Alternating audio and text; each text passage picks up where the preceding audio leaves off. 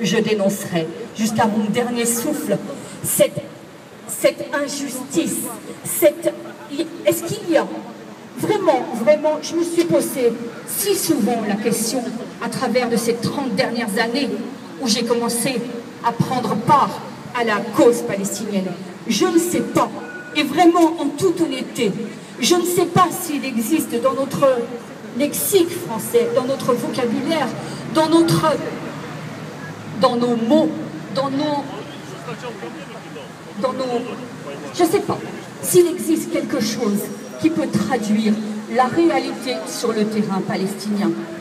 Ces agressions, ces privations de droits. Est-ce que vous imaginez que depuis le 12 juin dernier, 1200 Palestiniens, et là je parle de la Cisjordanie sous occupation, 1200 Palestiniens ont été emprisonnés. Je ne parle pas de la bande de Gaza, je parle de la Cisjordanie sous occupation, qui est en pleine collaboration avec les services sécuritaires israéliens. 1200 Palestiniens ont été emprisonnés. Depuis le 12 juin dernier, l'ensemble des prisonniers palestiniens qui ont été relâchés dans le cadre des accords avec l'affaire Shalit ont été réemprisonnés. L'ensemble des Palestiniens libérés. Alors vous voyez à quel point les Palestiniens n'ont pas d'interlocuteur, à quel point la parole sioniste est une non-parole. Parce qu'à chaque fois que des accords ont été conclus entre Palestiniens et Israéliens, la partie israélienne a trompé les accords.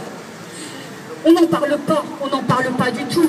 Mais vous savez, avant cette nouvelle agression, qui je le rappelle s'appelle bordure de protection, eh bien, des centaines et des centaines de remises en cause de la trêve signée entre Hamas et Israël en novembre 2012, à la fin de l'opération Pilier de défense, eh bien, des centaines et des centaines de remises en cause de cette trêve ont été réalisées par l'entité sioniste occupante et que le mouvement de résistance Hamas n'a pas répercuté ces violations des accords signés entre les deux parties.